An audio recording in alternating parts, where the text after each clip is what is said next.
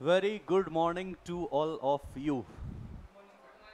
I hope you all are doing great. आप सभी लोग बढ़िया होंगे और पढ़ाई लिखाई पर ध्यान दिया जा रहा होगा. चलिए, मंजिल मिल ही जाएगी भटकते ही सही. मंजिल मिल ही जाएगी भटकते ही सही. गुमराह तो वो हैं जो घर से निकले ही नहीं. तो सर, अगर आप घर से निकल चुके हो, राह में हो, तो मंजिल आज नहीं तो कल मिल ही जाएगी. Not immediately but definitely. चलिए सर, स्वागत है आप सभी का सर इंडियन कॉन्ट्रैक्ट एक्ट की unit number 3 other essential element of a contract के अंदर. सर, हमने एक सेक्शन पढ़ा था जिसका नाम था section 10. Section 10 of the Indian contract act 1872, जो ये बताता है कि sir there are some essential for making a valid contract. वहां पर हमने बहुत सारी बातें ऐसी थी जैसे फ्री कंसेंट क्या होता है, कैपेसिटी टू पार्टी क्या होती है. ये सारी चीजों को हमने इन डिटेल में डिस्कस नहीं किया था, तो इस यूनिट के अंदर हम ही डिटेल में डिस्कस करने वाले हैं. ये रही सर इसकी कहानी. इस चैप्टर के अंदर 4 चीजें डिस्कस करेंगे. One is capacity to the contract, second one is free consent, lawful consideration and objective not expressively declared as void. सबसे पहले आते सर सेक्शन नंबर 11 के अंदर, और उन्होंने ये बोला सेक्शन नंबर 11 में कि जो भी कॉन्ट्रैक्ट की पार्टीज हैं, पार्टीज कैपेबल होनी चाहिए. हम किसी पार्टी को कैपेबल तब मानते हैं जब वो 3 शर्तें पूरी करे. शर्त नंबर 1 क्या थी सर? मेजर होना चाहिए. दूसरा, साउंड माइंड होना चाहिए. तीसरा, not disqualified by the law, वो लॉ के द्वारा बदनाम आदमी नहीं होना चाहिए. इन तीनों को हम बोलते हैं sir capacity to the contract. अब एक एक करके हमने बात की थी और हमने ये बोला था कि जो पर्सन 18 साल की एज को कंप्लीट कर ले उसको हम बोलते हैं मेजर, अदरवाइज उसको बोला जाएगा माइनर. सर, पॉइंट नंबर 1 ये था कि माइनर के साथ किया गया कॉन्ट्रैक्ट ऑलवेज होता है वाइड एब इनिशियो. मोहरी बीवी वर्सेस धर्मादास घोष, ये जो आपका केस लॉ था आपको याद रखना है. सबसे पहला था कॉन्ट्रैक्ट मेड विद और by minor is void ab initio. चाहे माइनर के द्वारा या माइनर के साथ, आपका from the inception, from the beginning, sir वो क्या होगा? Wide ab initio. दूसरा क्या बोला था? No ratification after majority. Sir, minor के साथ किया गया कॉन्ट्रैक्ट स्टार्टिंग से ही वॉइड है, तो आफ्टर अटेनिंग दी मेजोरिटी वो उसको रेक्टिफाई नहीं कर सकता है. थर्ड क्या था? माइनर कैन बी बेनिफिशियरी और कैन टेक. सर, ऐसा कोई कॉन्ट्रैक्ट जहां पर जिसमें माइनर का बेनिफिट हो, उस कॉन्ट्रैक्ट के अंदर माइनर को कोई बेनिफिट मिल रहा है. से for example section 30 of the Indian partnership act 1930 कि जनरली आप माइनर को पार्टनर नहीं बना सकते हो, but minor can admitted for the benefit by the consent of all the partners. जहां पर माइनर का बेनिफिट है तो उस कॉन्ट्रैक्ट में वो बिल्कुल पार्टी हो सकता है और बेनिफिट ले सकता है. अगला क्या बोला था? A minor can always plead minority. Minor अपनी माइनर होने का फायदा उठा सकता है. इस बात से आप उसको रोक भी नहीं सकते हो. इवन वो फॉल्स रिप्रेजेंट कर सकता है कि मैं मेजर हूं, तो आपको ये इंश्योर करना है कि आपके साथ धोखा ना हो जाए साहब. Minor can always plead minority. Liability for necessaries, ये भी हमने कल डिस्कस किया था सेक्शन नंबर 68. हमने क्या बोला था कि अगर आप किसी माइनर को नेसेसिटी प्रोवाइड करते हो जो कि उसकी लाइफ के लिए बड़ी इंपॉर्टेंट है, नेसेसिटी मतलब वही होगा, तो सर उस नेसेसिटी के लिए आप माइनर की एस्टेट से रिकवरी कर सकते हो. In that case also minor is not liable, but in case of necessity minors की जो प्रॉपर्टी होंगी वो क्या होंगी? लायबल हो जाएंगी. बोलो सर, चलेगा क्या? ये भी बहुत इंपॉर्टेंट था सर. हमने ये बोला था कि नेसेसिटी कब होंगी कब नहीं होंगी वो डिपेंड करेगा सिचुएशन के ऊपर, बट आप कभी भी लग्जरी का पैसा नहीं मांग सकते हो, only for necessity. Section 68 important है, याद रखना है सर. ये भी हमने बात कर ली थी. कॉन्ट्रैक्ट बाय गार्जियन, अगर माइनर के बिहाफ पर माइनर के गार्जियन कोई कॉन्ट्रैक्ट एंटर करते हैं तो वो कितना इन्फोर्सेबल रहेगा. उसमें हमने एक ही बात बोली थी कि सर इन्फोर्सेबल रहेगा, ये डिपेंड करेगा कि क्या गार्जियन माइनर के बेनिफिट के लिए कॉन्ट्रैक्ट कर रहे हैं या उस कॉन्ट्रैक्ट के अंदर माइनर की कोई लायबिलिटी इनकर हो रही है. अगर गार्जियन के द्वारा किए गए कॉन्ट्रैक्ट में माइनर की लायबिलिटी इनकर होगी तो फिर वो इन्फोर्सेबल नहीं होगा। लेकिन अगर उस कॉन्ट्रैक्ट के अंदर गार्जियन ने जो किया है कोई बेनिफिट के लिए किया है, माइनर बेनिफिशियरी है, तो फिर वो इन्फोर्सेबल हो जाएगा। मेरे हिसाब से कल की चर्चा अपनी यहीं तक ही हुई थी। आइए सर शुरुआत करते हैं, आज की चर्चा को आगे बढ़ाते हैं। सबसे पहला लिखा है नो स्पेसिफिक परफॉर्मेंस। सर आप समझिए बात को, किसी भी कॉन्ट्रैक्ट को परफॉर्म करने की बात तब आती है जब वो कॉन्ट्रैक्ट वैलिड हो। माइनर के द्वारा या माइनर के साथ किया गया कॉन्ट्रैक्ट होता है वाइड एब इनिशियो। जब कोई कॉन्ट्रैक्ट वाइड है तो उसके परफॉर्मेंस की तो बात ही, और जब परफॉर्मेंस की बात नहीं आएगी तो स्पेसिफिक परफॉर्मेंस का तो क्वेश्चन ही। तो साहब अगर माइनर के द्वारा या माइनर के साथ कोई कॉन्ट्रैक्ट किया जाए तो उसमें कोई भी परफॉर्मेंस की कहानी नहीं बनेगी। A minor's agreement being absolutely void, there can be no question of specific performance of such. Sir उसको परफॉर्म करने का कोई क्वेश्चन ही, सवाल ही पैदा नहीं होता है।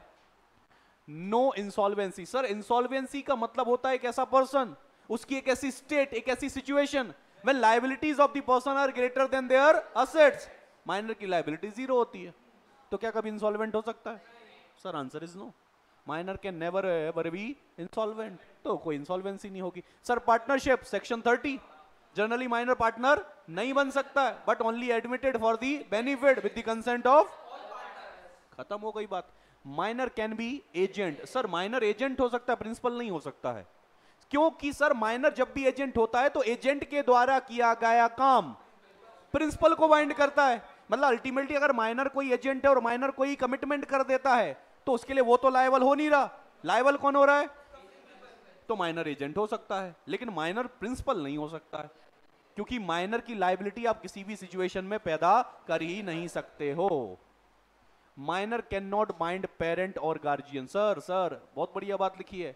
क्या माइनर अपने पेरेंट्स को या गार्जियन को बाइंड कर सकता है? सर कर सकता है ओनली तब जब पेरेंट्स ने अथॉरिटी दी हो। अगर अथॉरिटी पेरेंट्स ने नहीं दी है, गार्जियन ने नहीं दी है, तो एज अ माइनर आप अपने पेरेंट्स को, अपने गार्जियन को बाइंड नहीं कर सकते हो। सो लिखा है in the absence of authority express or implied, an infant is not capable of binding his parent or guardian even for, ये ध्यान रखना बात, the parent will be held liable only when child is acting as an agent for। हाँ अगर parent का agent की तरह काम कर रहा है तो चलो प्रिंसिपल का रिलेशन बन गया, तो पेरेंट्स लायबल हैं।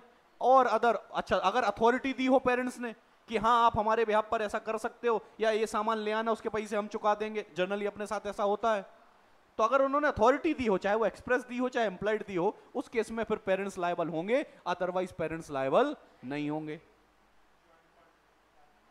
अगर कोई कॉन्ट्रैक्ट होता है बेटा दो जन के द्वारा जिसमें प्रोमिसर से फॉर एग्जांपल दो हैं, एक माइनर है और एक मेजर है, तो उस कॉन्ट्रैक्ट के अंदर दो पार्टीज हो गई, दो प्रोमिसर हैं, एक तो माइनर और एक major. In that case also जो कॉन्ट्रैक्ट की लायबिलिटी इनकर होगी उसमें लायबिलिटी जो भी आएगी वो किसकी रहेगी? मेजर की। माइनर उस केस में लायबल नहीं होगा। लीजिए sir, surety for a minor, guarantor word सुना है? अगर कोई भी पर्सन माइनर का गारंटर बन जाता है, गारंटर मतलब गारंटी देना कि अगर ये काम ये पैसा माइनर ना चुका पाए तो हम चुकाएंगे, तो सर इन दैट केस क्योंकि माइनर तो लायबल होगा नहीं, तो अल्टीमेटली लायबिलिटी किसकी आ जाएगी? गारंटर की आ जाएगी। सिंपल लिखा है sir. Minor as a shareholder, तो generally sir minor shareholder नहीं हो सकता है। एक बार पढ़ लेते हैं। A minor being incompetent to contract can not be shareholder of the company. If by mistake he become a member, the company can resign the transaction and remove his name from the register. बेटा इस बात का आपको बहुत ध्यान रखना पड़ेगा, इस बात का आपको बहुत ध्यान रखना पड़ेगा। केस स्टडी में क्वेश्चन आते हैं ऐसे कि उसने फॉल्सली रिप्रेजेंट किया कि मैं मेजर हो गया हूं, उसने शेयर होल्ड कर लिए, वो शेयर होल्डर बन गया, उसका नाम भी मेंबर ऑफ रजिस्टर में एंटर हो गया। लेटर ऑन पता चला कि नहीं सर ये माइनर है, ये मेजर है ही नहीं। बाद में ये पता चला, कंपनी ने क्या किया? कॉन्ट्रैक्ट कैंसिल कर दिया, उसका नाम भी हटा दिया। तो क्या कंपनी ऐसा कर सकती है? आंसर इज यस, बिल्कुल कर सकती है। आपको ये लिखना पड़ेगा। But a minor may acting through his lawful guardian become a shareholder by transfer or transmission of fully paid। क्या बोला सर? जनरली शेयर होल्डर नहीं बन सकता है। अगर फॉल्सली बन भी जाए तो रजिस्टर से नाम रिमूव कर दो। लेकिन अगर कोई शेयर फुल्ली पेड अप हैं और एज अ माइनर मैं उन शेयर का शेयर होल्डर बन गया हूं बाय ट्रांसफर या ट्रांसमिशन, वो चलेगा सर, कोई दिक्कत नहीं है। से फॉर एग्जांपल मेरे फादर के पास थे, मेरे फादर ने मेरे को ट्रांसफर कर दिए, फुल्ली पेड अप हैं, कोई दिक्कत नहीं है। After the death of original shareholder shares transfer to the nominee, nominee minor है लेकिन शेयर फुल्ली पेड अप है, चलेगा, कोई टेंशन नहीं है।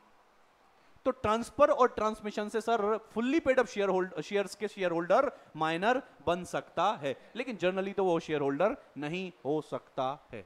बोले सर, अरे बोलो। और लास्ट लिखा है लायबिलिटी फॉर टॉर्ट। टॉर्ट का मतलब होता है सिविल रॉन्ग। अगर माइनर कोई सिविल रॉन्ग कर देता है सर तो उसके लिए माइनर बिल्कुल लायबल रहेगा। Minor is liable in tort unless the tort is reality is a breach of contract. क्या बोला सर, क्या बोला सर? अगर कोई सिविल रॉन्ग करते हो माइनर भैया आप लायबल हो, लेकिन अगर आपका टॉर्ट ब्रीच ऑफ कॉन्ट्रैक्ट है, अगर आपका टॉर्ट मतलब सिविल रॉन्ग, आपने जो गलती करी है वो गलती ये है कि आपने कॉन्ट्रैक्ट को ब्रीच कर दिया है, तो पर कोई दिक्कत नहीं, क्योंकि कॉन्ट्रैक्ट में तो उसकी लायबिलिटी आती ही नहीं है। Where a minor borrowed a horse for riding only, he was held liable when he lent the horse to one of his friend who jumped and killed the horse. क्या लिखा sir? Minor ने horse लिया था केवल ride करने के लिए, उसने किसी और को उधार दिया और उसने मार दिया। Similarly, a minor was held liable for his failure to return certain instrument which he had hired and then passed on to। आप किसी से एज अ माइनर कोई चीज लेते हो और बाद में आप अपने दोस्त को दे देते हो और उस चीज का नुकसान हो जाता है, जबकि आपने ली थी केवल पर्सनल यूज के लिए, तो बेटा इन दैट केस आप फिर लायबल हो जाओगे। ये सारी चीजें आती हैं टॉर्ट के अंदर, सिविल रॉन्ग के अंदर। तो ये था बेटा सेक्शन 11 का केवल पॉइंट नंबर 1, जिसमें हमने क्या पढ़ा कि sir person should be major. Major के अंदर माइनर के 15 पॉइंट हमने पढ़ लिए हैं।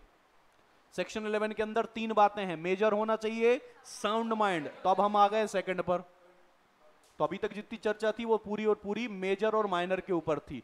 दूसरा क्या लिखा है? Person should B sound mind. अब इस बात को ध्यान से सुनिएगा, साउंड माइंड होना चाहिए कब? तो साउंड माइंड के साथ एक लाइन आपको हमेशा याद रखनी है, साउंड माइंड होना चाहिए at the time of entering into the contract.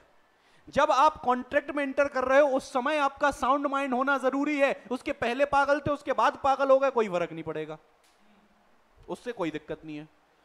क्या जब कॉन्ट्रैक्ट एंटर किया गया आप साउंड माइंड थे? If answer is yes, your contract is valid.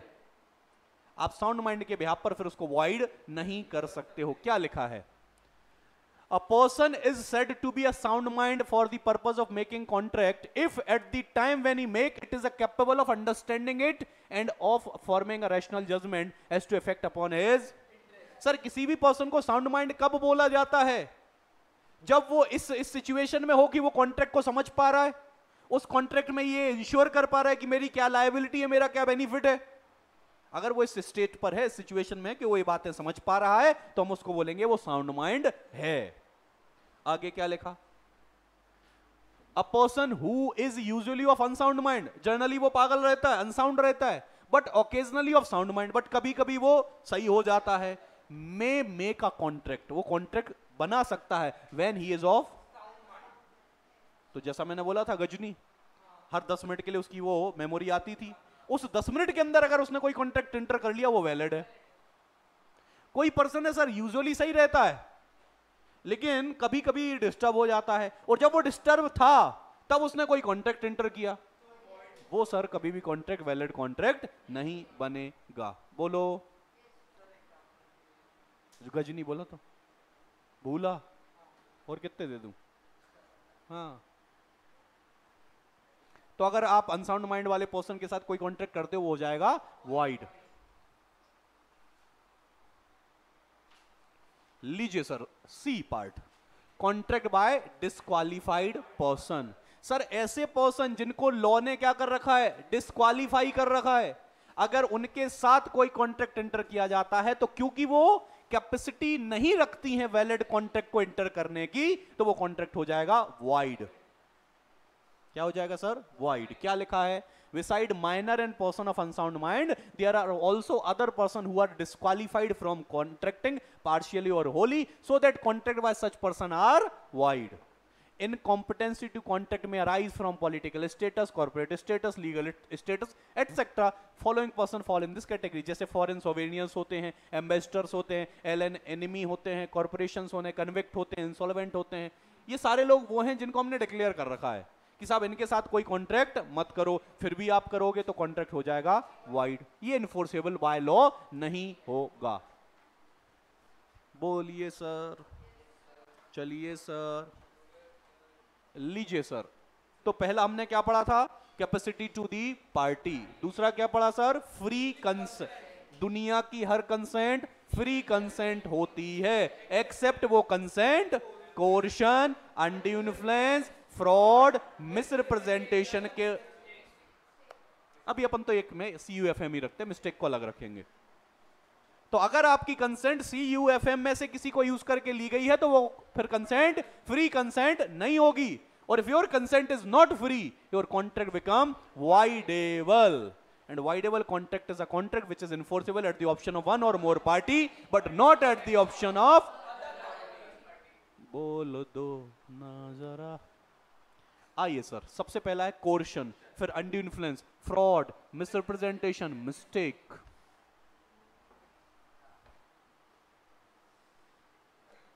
चलिए पहले तो कंसेंट क्या होती है वो समझे.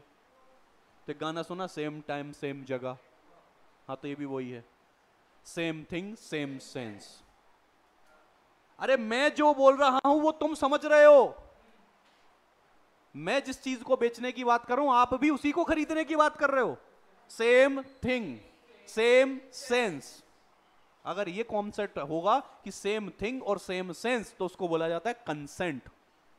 मेरे पास आप 4 गाड़ियां हैं, मैं कर रहा हूं लाल वाले को बेचने की बात, आप सोच रहे हो सफेद वाले की बात. ना साहब, सेम थिंग सेम सेंस नहीं हुआ. अरे समझते क्या बात को? 2 or more person are said to be consent when they agree upon the same thing in the same sense. तो ये बोला जाएगा कि पार्टीज ने कंसेंट दे दी है. ठीक है यार.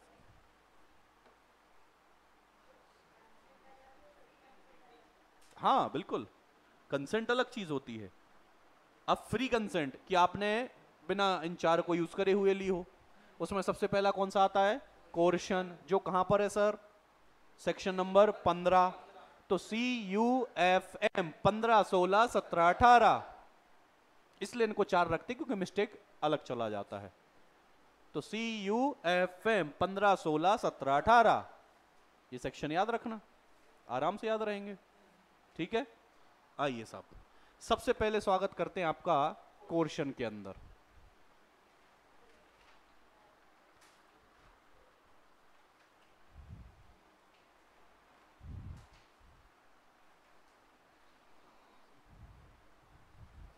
क्या लिखा है सर? कोर्शन इज कमिटिंग और थ्रेटनिंग टू कमिट. या तो ऐसा कोई काम करना या करने की धमकी देना. कमिटिंग और threatening to commit any act forbidden by Indian penal code.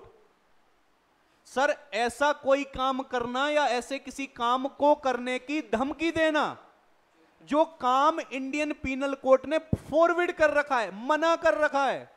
आप किसी को जान से मार नहीं सकते हो, आप किसी को जान से मारने की धमकी भी नहीं दे सकते हो.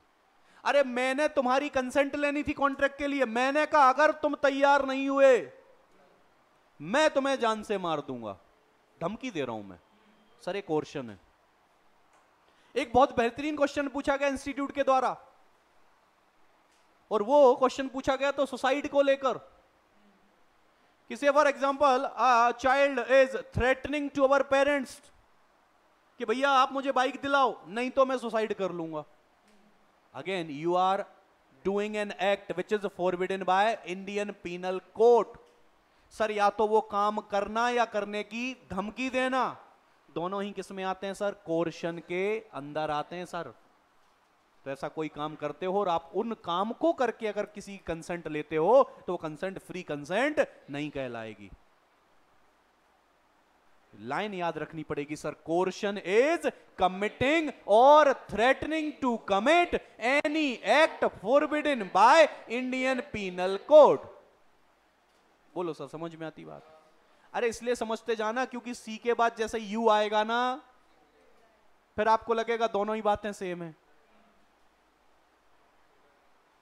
अरे समझ रहे? फिर एफ आएगा, तुम बोलोगे ये भी सेम है तो अलग क्यों लिखे ये? तो अभी अच्छा लगता है, हाँ हाँ सर अच्छा लग रहा है, बढ़िया है, सुनाते चलो।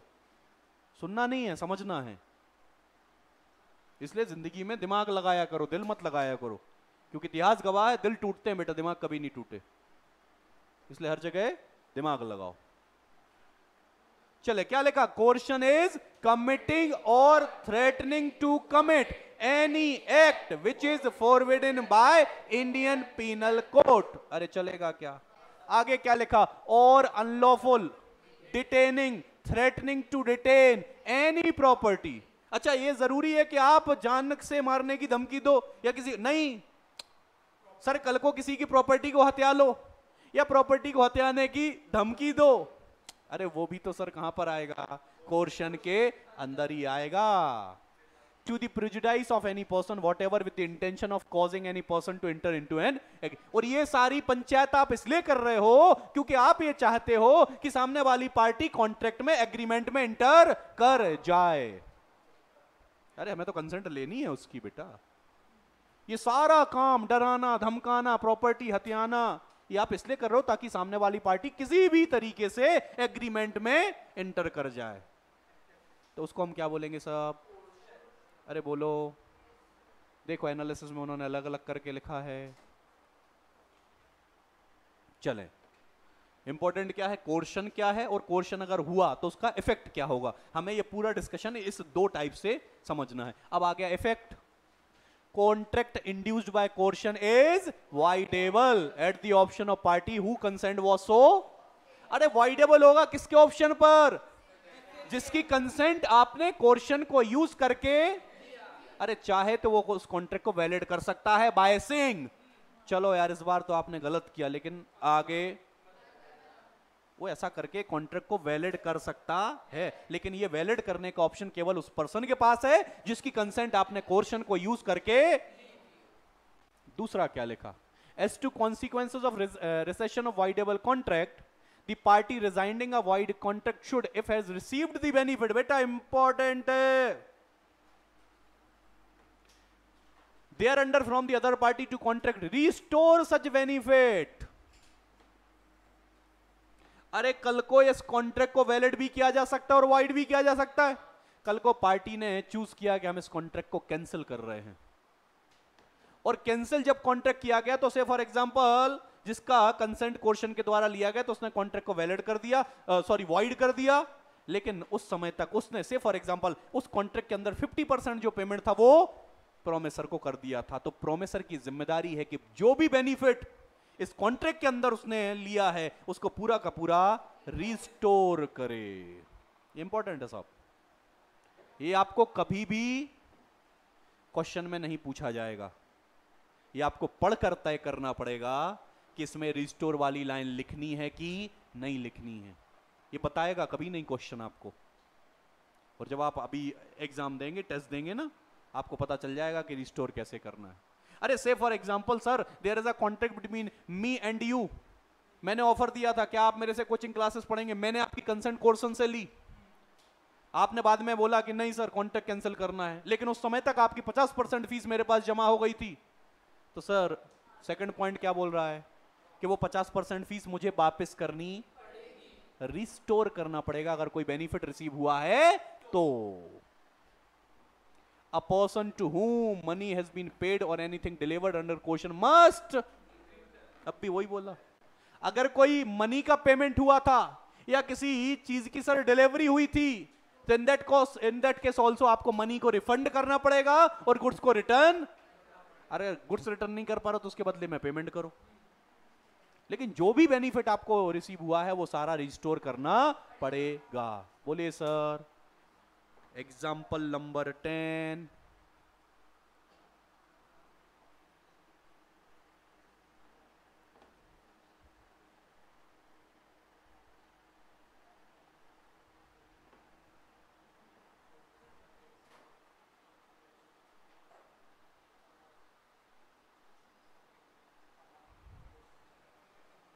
बोलिए sir. So coercion means committing or threatening to commit any act which is forbidden by Indian Penal Code. बोलो चलेगा? कॉन्ट्रैक्ट हो जाएगा वॉइडेबल, अगर कोई बेनिफिट हुआ तो वो रिस्टोर करना, बस ऐसे याद रखना है आपको, चलेगा? ये हो गया आपका सी। अब आ जाते हैं यू। यू बोले तो अच्छा, इन्फ्लुएंस करना समझते हो क्या होता है? मैं नहीं, इन्फ्लुएंस करने का मतलब मैनिपुलेट करना नहीं होता बेटा। इन्फ्लुएंस का मतलब होता है मैंने आपको कहीं ना कहीं कुछ प्रेरित कर दिया है, वैसा हिंदी में। अब ये जो प्रेरित करना है ये दो तरीके से हो सकता है। अरे मैं तुम्हें रोज आकर इन्फ्लुएंस करता हूं भाई, पढ़ो करियर बनाओ, तो क्या केस ठोक दोगे? लेकिन सर मैंने आपको इन्फ्लुएंस तो किया लेकिन अनड्यू करा, उल्टा, ऐसा समझ लो। एक तो होता प्रॉपर सही वाला, एक होता थोड़ा सा उल्टा। और मैंने आपको ये उल्टा इन्फ्लुएंस इसलिए किया है ताकि उस इन्फ्लुएंस से मैं कोई बेनिफिट ले सकूं। ये बड़ा इंपॉर्टेंट है।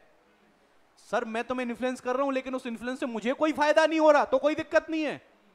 उस इन्फ्लुएंस से मुझे कोई फायदा होना, मैंने उससे कोई बेनिफिट लिया है, तो वहां पर केस आता है सेक्शन 16 का, जिसको बोलते हैं अनड्यू इन्फ्लुएंस। अब इन्फ्लुएंस करने के लिए पार्टीज का जो रिलेशन होना चाहिए वो ऐसा होना चाहिए कि एक पार्टी सुपीरियर है, दूसरी इंफीरियर है। इस तरीके का रिलेशन है कि एक पार्टी दूसरी पार्टी की विल पर डोमिनेट कर सके, इच्छा पर डोमिनेंस लाया जा सके। डॉक्टर पेशेंट, स्टूडेंट टीचर, ऐसे रिलेशन है सर कि एक पार्टी सुपीरियर होती, दूसरी इंफीरियर। सुपीरियर पार्टी अपनी उस सुपीरियरिटी का फायदा उठाकर इंफीरियर पार्टी को इन्फ्लुएंस करे, और इन्फ्लुएंस करके, अरे आपके मार्ट साहब बोल दें कि अगर तुम्हें पूरे में से पूरे नंबर चाहिए ना, तो आपकी जो कार है ना वो जो 1 लाख रुपए में बेचनी पड़ेगी, आपने बेच दी। ये अंडर इन्फ्लुएंस है साहब। आपने अपनी कंसेंट फ्री दी क्या? नहीं। एग्जाम्पल लिखा होगा इसमें कहीं, आइए साहब पढ़ लेते हैं एक बार। According to section 16 of Indian Contract Act 1872, a contract is said to be induced by undue influence where, देखो एक कॉन्ट्रैक्ट को undue influence से कब बोला जाएगा? Where the relations subsisting between the parties are such that one party is the position to dominate the will of,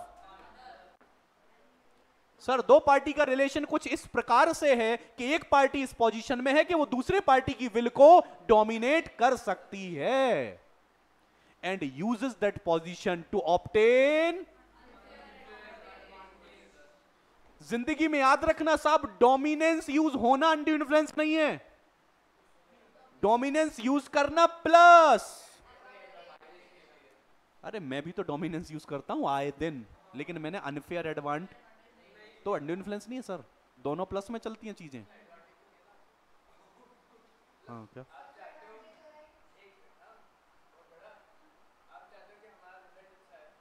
undue influence, ऐसी बकवास बात करनी।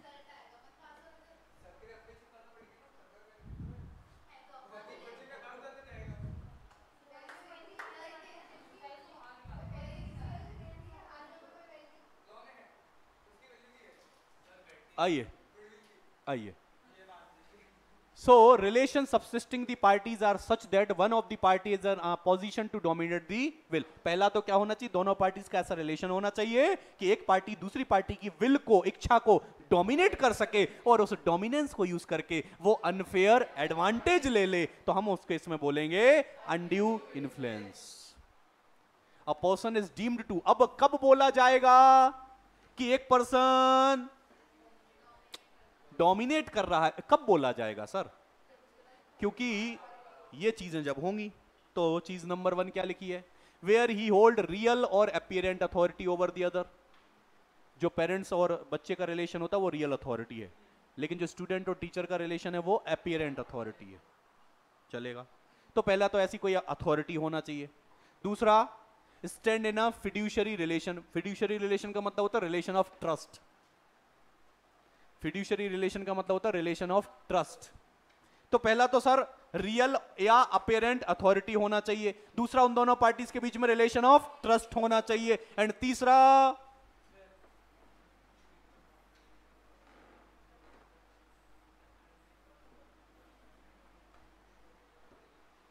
इन तीनों में आप बोल सकते हो। अगर रियल और अपीरेंट अथॉरिटी है तो उनको हम क्या बोलेंगे कि वो डोमिनेट कर सकता है विल को। सर दूसरा अगर फिड्यूशियरी रिलेशनशिप है तो अगेन आप डोमिनेट कर सकते हो। तीसरा, ऐसे किसी पर्सन के साथ आप कॉन्ट्रैक्ट कर रहे हो जो मेंटल कैपेबल नहीं है, तो मतलब अल्टीमेटली उसको तुम बेवकूफ बना रहे हो, उसको इन्फ्लुएंस कर रहे हो, तो अनड्यू इन्फ्लुएंस हो जाएगा। इन तीन केसेस में आप बोल सकते हो कि there is a position that one party can dominate the will of. अरे अगर आप समझो क्वेश्चन का मतलब था कमिटिंग और threatening to commit any act which is forbidden by Indian penal code, जबकि ये क्या बोलते हैं sir, party in such a position to dominate the will of another party plus uses that position to take undue unfair advantage। ये दोनों ही चलेंगी sir. ये कहानी है सर किसकी, सेक्शन नंबर 16 देख लो, लाइन लगी है एग्जाम्पल की, चलेगा। अच्छा है, बड़ा होना चाहिए सर। लो एनालिसिस देख लो आप एक बार।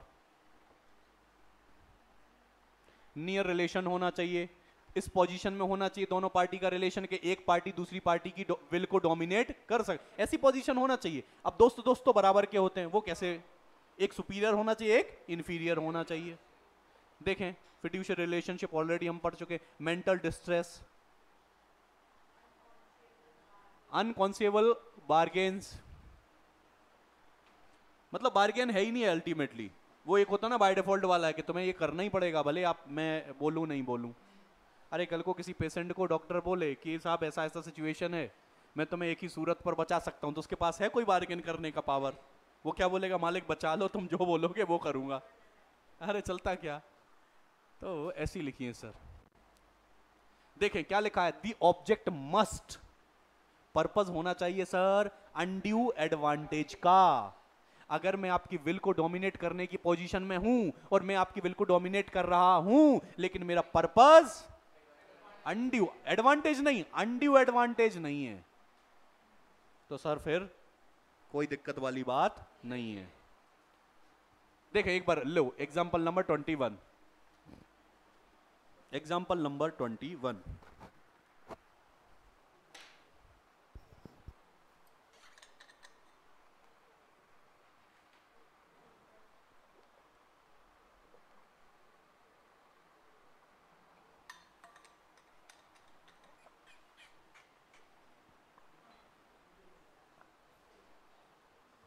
क्लियर है, कोई दिक्कत नहीं है सर।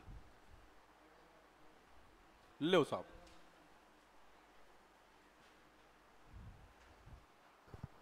बर्डन ऑफ प्रूफ का मतलब जानते हो कि ये प्रूफ कौन करेगा कि विल डोमिनेट हुई, या ये प्रूफ कौन करेगा? कल को अगर कोर्ट में केस जाए तो बर्डन ऑफ प्रूफ किसके ऊपर आएगा?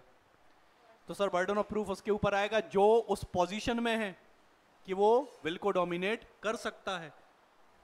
अरे हाँ ना, वही लिखा है सर। क्या हो जाएगा, कॉन्ट्रैक्ट वॉइडेबल, वो लिखा है देखो, voidable at the option of one party whose consent was so caused. बोले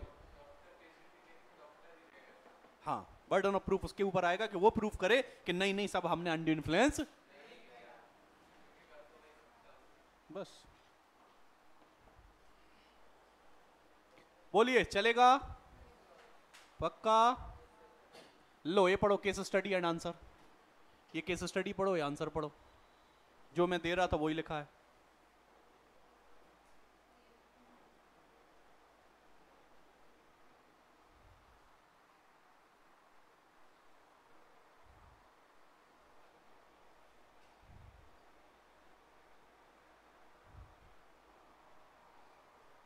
चलो सर आ गया। आइए सर सेक्शन नंबर 17 जिसका नाम है फ्रॉड।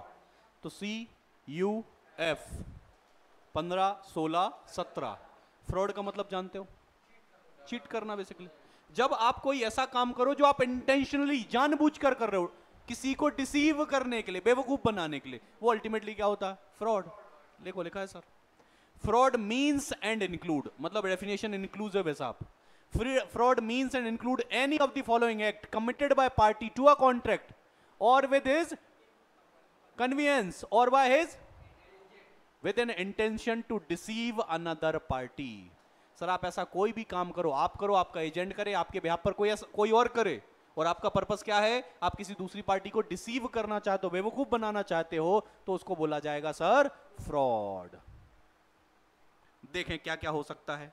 जैसे पहला क्या लिखा है, the suggestion as a fact of that which is not true by one who does not believe to be. अरे तुम्हें पता है कि जो मैं ये बोल रहा हूं ये गलत है, फिर भी तुम बोल रहे हो कि सही है। अरे कोई चीज तुम्हें पता हो कि ये जो है ना ये तो गलत है, फिर भी तुम दिए जा रहे हो बत्ती कि नहीं नहीं अरे ऐसा ही है, सही है सही है, तो फिर ये क्या है, फ्रॉड है सर। दूसरा क्या लिखा है, एक्टिव कंसीलमेंट, किसी चीज को जानबूझकर आप छुपा रहे हो सर। कंसील करने का मतलब होता है छुपाना, जानबूझकर आप छुपा रहे हो, तो उसको बोलते हैं एक्टिव कंसीलमेंट। आपको जबकि उस बात का क्या है, देखो नॉलेज भी है, बिलीव भी है। थर्ड क्या लिखा है, promise made without an intention of, आप वादा तो कर रहे हो लेकिन निभाना नहीं है आपको, तो आप बेवकूफी बना रहे हो, और क्या, तो तुम फ्रॉड हो मतलब। Any other act fitted to deceive, और ऐसा कोई काम जिसका पर्पस किसी को डिसीव करना है, वो भी फ्रॉड है। एनी सच एक्ट और omission as to law specially declare, और कोई भी ऐसा काम जो कल को जाकर लॉ डिक्लेयर करेगा कि ये फ्रॉड है, तो वो फ्रॉड माना जाएगा। बोलिए सर। अब कुछ बढ़िया तड़कता भड़कता लिखा है, एक्सप्लेनेशन टू सेक्शन 17 पढ़ो।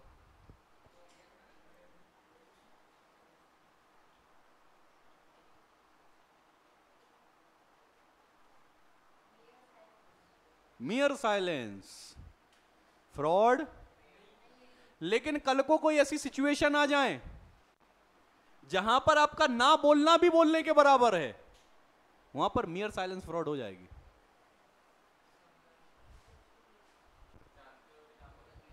नहीं जानते हुए नहीं, कभी कभी ऐसा क्वेश्चन आ जाता है ना कि यार तुम कुछ नहीं बोल रहे, तो फिर ठीक है यार मुझे लग रहा है फिर लड़की सही होगी, तुम कुछ नहीं बोल रहे हो तो फिर मैं शादी कर लेता हूं। तुम कुछ नहीं भी बोल रहे हो, तुम्हारा ना बोलना भी बोलना ही हो गया है, फिर वहां पर मियर साइलेंस वाला कॉन्सेप्ट लगेगा नहीं साहब।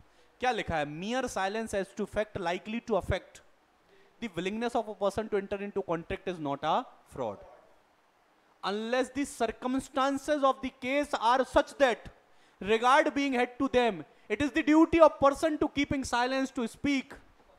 जो शांत है ना उसकी ड्यूटी थी बोलने की, और unless silence is equivalent to, आपका शांत रहना ही स्पीक के बराबर है।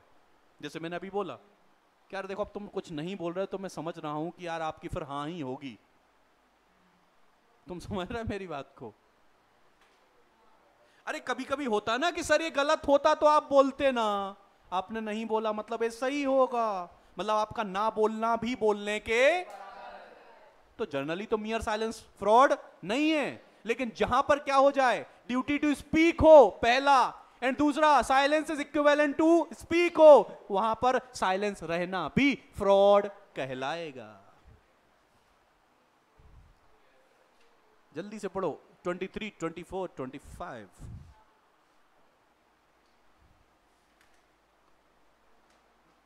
बोल तो जरा,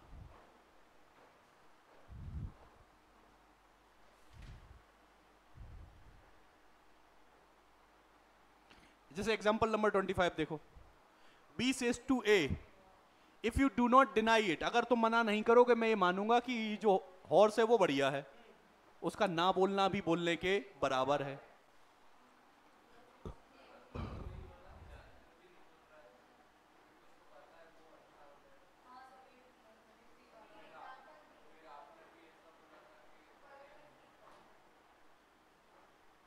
चल एक बार एसेंशियल एलिमेंट पढ़ ले, फिर मैं आपकी बात करता हूं।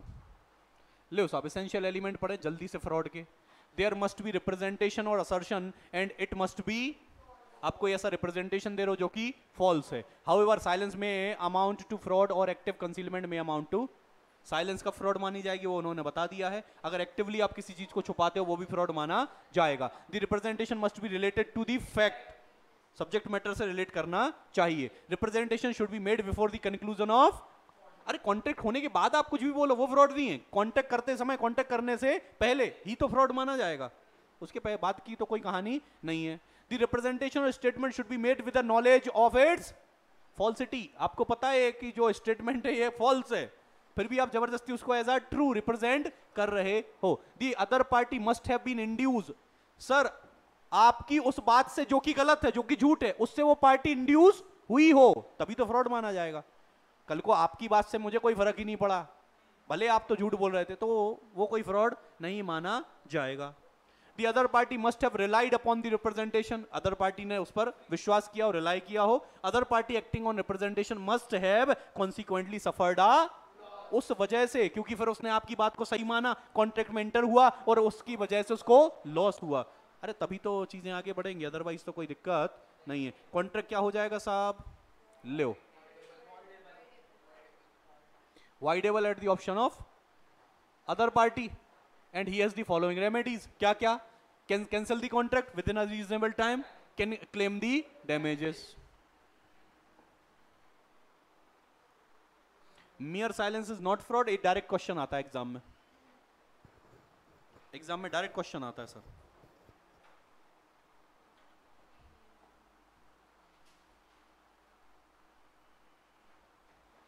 चलें, साइलेंस फ्रॉड कब माना जाएगा? जब ड्यूटी ऑफ पर्सन स्पीक की हो और दूसरा आपका शांत रहना ही क्या हो, इक्विवेलेंट टू स्पीक हो। ये देखें इतने सारे केसेस हैं जब आपकी duty of a person to speak आती है। चलें, इसके आगे की बात, मतलब यहां से बेटा मियर साइलेंस इज नॉट फ्रॉड, इसके आगे की बात करेंगे अपन नेक्स्ट वीडियो के अंदर, चलेगा? ताकि वीडियोस बड़े ना हो।